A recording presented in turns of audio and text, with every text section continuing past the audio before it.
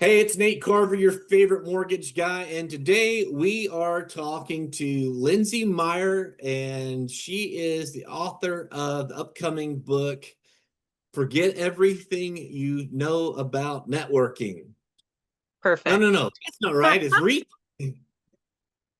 It's, Actually, I thought you were doing that as like a hook because it's another way to say it. yeah. Well, you want to? I I'll can fix it record up. that. No worries. Rethink everything you know about networking. So if you want to forget it too and read the heartfelt stories from our 28 authors, you can forget or rethink. I'm sure there's many more words we can fill in there. Rethink everything you know about networking. I have the collection of the Rethink series over here that I Oh, just yes, knocked you do. over. And so I'll be picking up that one next month. And we'll get to that. Just want to tease this up a little bit. It would certainly help if I did it correctly. Hey, I'm Nate Carver, and welcome to Between Two Doors.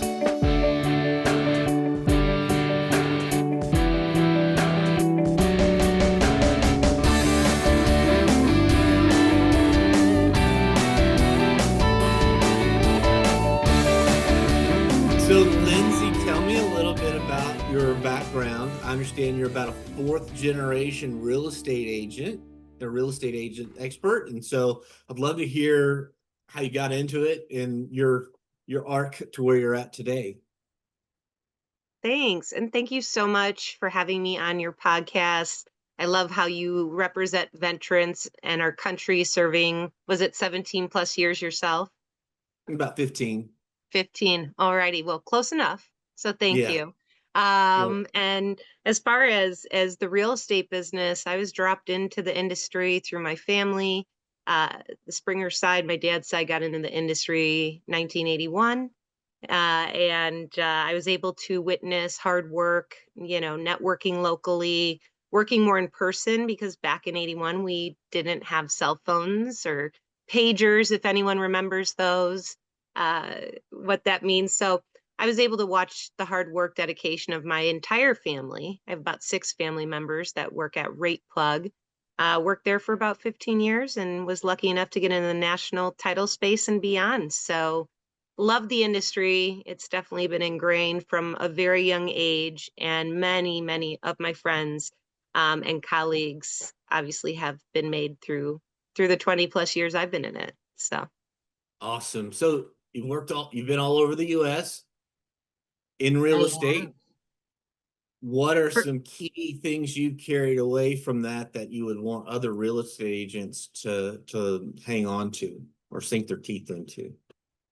Sure, and we can even blow that up a little bigger. I think real estate agents, in order to get your foot out there, once again, forget kind of what you know, what you think you know, start from scratch. And I think it's really getting a touch on what's your why, and what's your market. What is a good client? What does that niche look like? Maybe it's not just one person, but get a handle on what you're looking at for the next year. Sometimes thinking too broadly can be a little tough, especially if you're starting out in the industry, no matter what age you are. So for real estate agents, I see a lot of local activity, community involvement, the local mortgage bankers association. There's a lot of different ways that are economical to get involved. If it's not something where you want to start out in person, why don't you create a Zoom and invite 5 people that you want to get to know and host that for about 25 minutes? There's a lot of different opportunities to think outside the box. And I do think ease of technology and getting in front of that home buyer and helping educate them on the process is key. So sounds like a lot, but I think if you break it down, find your why and your niche, and you go from there. Maybe use a chat GPT as a friend to help plan along the way if you're into it, or count on people like myself and others out there and Nathan who can help better serve you and put together an actionable plan and really become partners in many ways. Awesome. Hey, tell me from a buyer or seller's perspective that might be listening to this, what trends are you seeing that they might want to pay attention to? Educating yourself. it's the best time to be able to learn and take the time, yet save some time on really learning about the process. It's, I'm sure you've heard it before, the most expensive purchase in your life, or one of them. And there's a lot of different aspects that go into it. Our industry, the mortgage real estate industry, can seem so large. It's definitely broken down into verticals. And if you hire and work with people you trust, it makes a big difference. And so reputation, reviews, referrals, I think they go a long way in our industry. And also giving some space and grace for those that are newer in the industry and learning. You can still find a really good broker or agent or loan officer, whomever it may be, someone, a coordinator to help you and learn more. For example, title insurance is probably not going to be something most people know, but have a local contact or have your realtor or loan officer introduce you to someone and have a conversation so you have a go-to when you need it and if you need it. So don't take too much time, but stay with the process. And I think it's important to always keep your ears, open, listen to others, and try your best. Like it. So let's talk about rethinking everything, or rethink everything you know about networking. We say Ray can, Ray can. like See, I we looked can, up the but Ray hashtag. can. Yeah, yeah, I looked up the hashtag, and so it's wrecked me. So what? I can't get this in my head right. Okay, so I've read the Rethinking series. They're fantastic. Our industry is changing rapidly. And I work with a lot of real estate agents, and I have my peer group of mortgage lenders that we bounce ideas off of. So every time a Rethink book comes out, I'll grab it. And I know Carl Draper. I'll drop a name there, but I've met him personally. Have had dinner, and he's a excellent.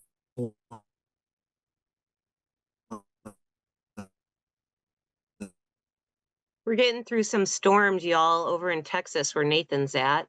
Oh yes, it's Are we back? Okay, we're back. we got it. Yeah, so this is going to be a tough one. Okay, We got so this. networking, I guess, is it right to think of it in terms of the old school way of doing networking, and then this day and age with AI and all the different technical pieces? What are your thoughts? I think it's fun to get creative. I think old school works just as well as new school. I think depending once again on your audience, if you're looking at first time home buyers, getting a little more techie, speaking the language, crafty, I think even getting to know that generation, working beside them, and having some input on how you market would really go a long way. I think that there's just a variety of different things, and it's what you feel comfortable with and what you're willing to accept and how far you're able to go. You absolutely do not want to put a video out there. Okay, well, what are you willing to do? And is there a goal to get over that uh, nervousness or that Yeah. stop? Kind of see where you're at, rate yourself, and it's fun to try new things. And it's also great not to be too hard on yourself. So I think you have to start at what's comfortable for you, what's easy to do, and get in a routine. Mhm. Every weekend is my social Saturday or social Sunday. So I'll have my tea in the morning and then I'll go through and make sure I respond to people, send personal notes. And that's just my rhythm. So just an example. Nice. I set up. I guess that my rhythm is Fridays are the days that I set up videos or text messages, my blog, and a year ago that was not even on my radar. Mm. Something I'd be willing to do, wanted to do. I was like, not doing it, no way. And when it comes to networking, I do things like Chamber of Commerce meetings. There's a couple, more focused groups that I'm a part of within the real estate agent world as a lender that I'll go to. But then from there, I understand that everybody I want to get in front of is not going to be at those events. And it's like, well, how do I get in front of those people? I would say I'm on I think I'm on every social media platform now. There's my Is that personal a lot for preference. you? Does that feel like a lot? No, because there are tools that help manage all of that, where to the point where it'll it'll take your single piece of content and format it for everything else and publish it automatically, right? So you don't Mm-hmm. have to sit there and go, oh, I just created this thing for LinkedIn. Now I gotta go create something for Facebook and TikTok and Instagram, Twitter. there's there's tools that'll do all that for you. So you do your content creation once and it'll format it for everything. And um that's made that pretty easy for me. And I find that if I block off time, like I know for 1 hour on Friday, I'm gonna do video content or I'm gonna do articles, or my blog. That seems to For me, that seems to be about right. And then Mm-hmm. everything else, as long as it hops onto my calendar, I can plan for it. Like podcasting, for example. I mean, I don't do podcasting 24/7, but you and I scheduled this. And so it just comes up on my calendar and I'm already set to do it. And so it happens pretty easily. And I guess the other part of that, I have accepted that I don't have to be the expert on everything, just my one little piece. Maybe that's having a conversation. But there's other people out there that can do all of that other stuff, whatever that is, from formatting to production. Um, and it's pretty inexpensive to find those people that can do the skill set that they're an expert at, right? So it kind of frees me up to focus on the part that I like to do. And I have grown into it. I'm growing into it, and finding that it's not nearly as scary as one might think. And it's quite fun. It's pretty entertaining, I hope. And I feel like I'm putting pretty good content out there, but I'm always looking at, okay, how's a better way, or what's out there that I need to be aware of, especially when it comes to networking. And you touched on it a little bit. I'd like to ask you a little bit more on it, to expand on it, on the webinars that you mentioned with 4 or 5 people. Can you talk to me about that? If we have MBA webinars that we're hosting, it's going to be in October and November. MBA is already promoting. They have been a fantastic partner and supporter of the message of networking and community and connectivity. So we are lucky enough to have small groups. I have the first session with Jay Arnasia and Jake Vermillion. So super pumped for that conversation.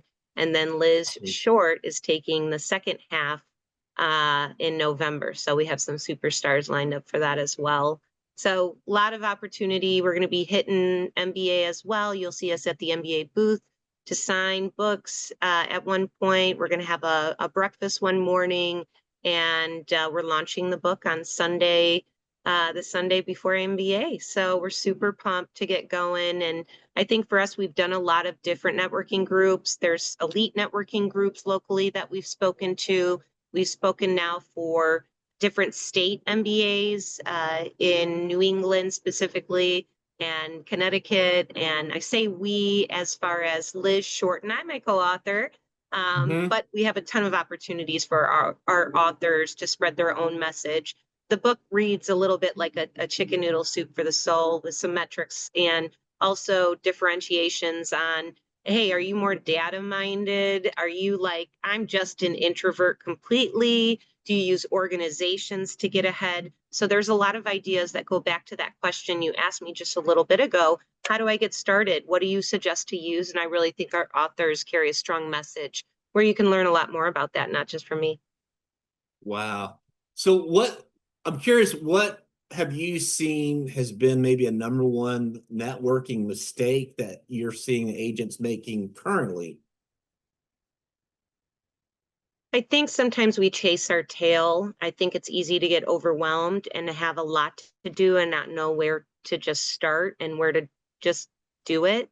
I've reached out to a lot of industry folk that I've met with a lot of experience. I've hired coaches and mentors, had friends reach out. So I use my people when I'm unsure on where to start, what to do. I put together some ideas, group some thoughts together as far as what to do for the future, and having and hiring, if you have the means. If not, network, find someone where you can give back to each other, give that advice to each other, and try something out. Maybe it's not social media, maybe it's creating community messaging. What's Liz Short mentioned it in her speech this past week, you know, prominent playgrounds, new coffee shops, things that would interest the community. We see the sports schedules go out and whatnot, but how do you just get a little bit different to draw that Mhm. attention and maybe host a coffee event and you give something back? You're doing something for the community. So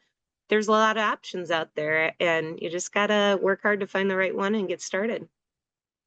That's cool. So just this weekend, I started doing some of that, and Ooh. yeah, and so I went.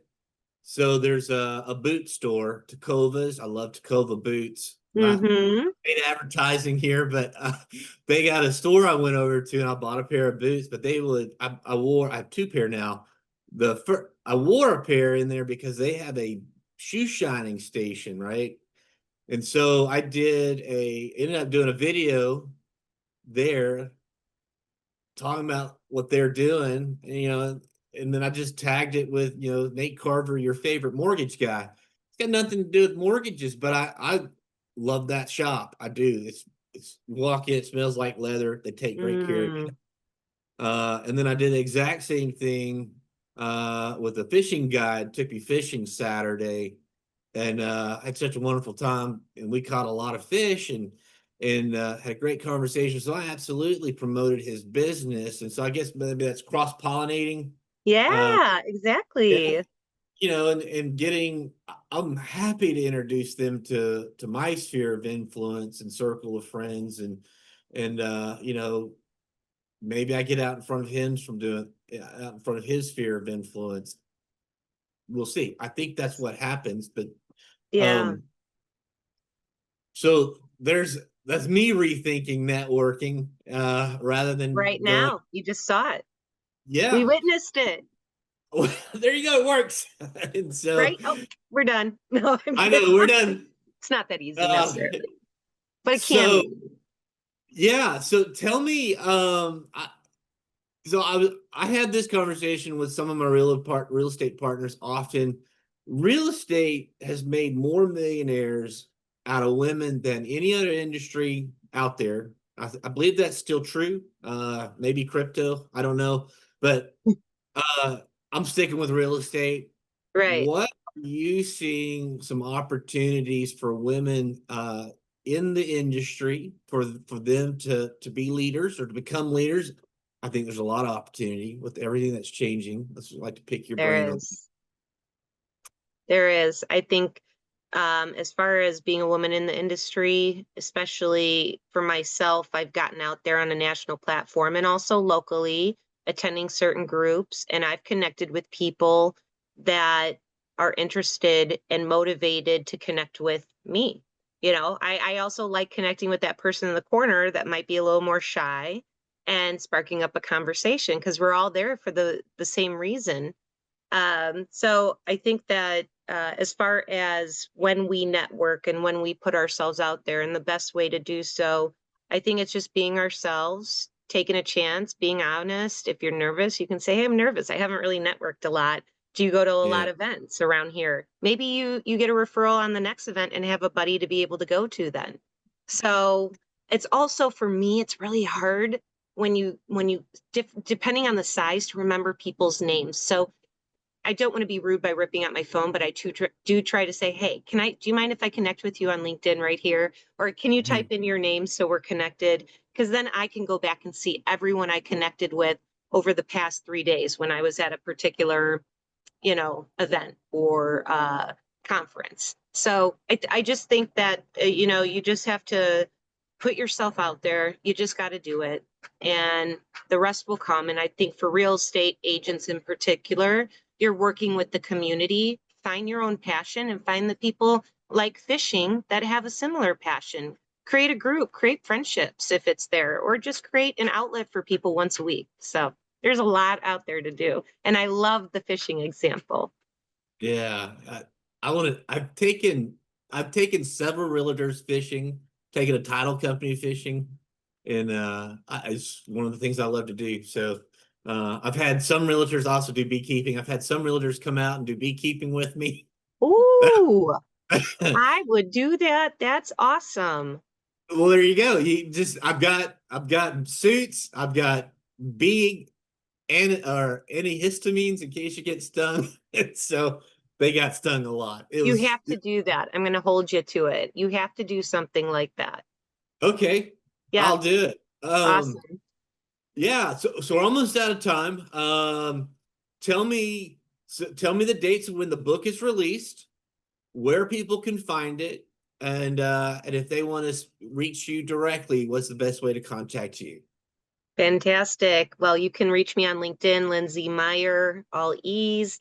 And the book launches officially. The target date is August 15th on Amazon. We do have a pre-order link that you can click through and purchase the book for $20, and I can get you that, Nathan. Otherwise, please feel free to reach out to Liz Short, myself, or any of the authors. We'd love to get to know you. That's, we wrote this book out of understanding that it's hard. It's not the easiest to get yourself out there, and know that people are just people. We all are just people. We need to be kind. So thank you so much for learning a little bit more, Nathan. Appreciate once again you having me on here. And I hope that a lot of real estate professionals were able to get a few tips or one to take away with, and hopefully it betters your business and possibly your personal life too. All right. Thank you, Lindsey. We'll put the links down below wherever you're watching or listening to this podcast. Thank you, Lindsey. And we'll see you There's next time. bees flying around me, Nathan. The bee I just, see did you that. see? I saw it. Sorry to There's interrupt. something near you. It's a sign. Thank you.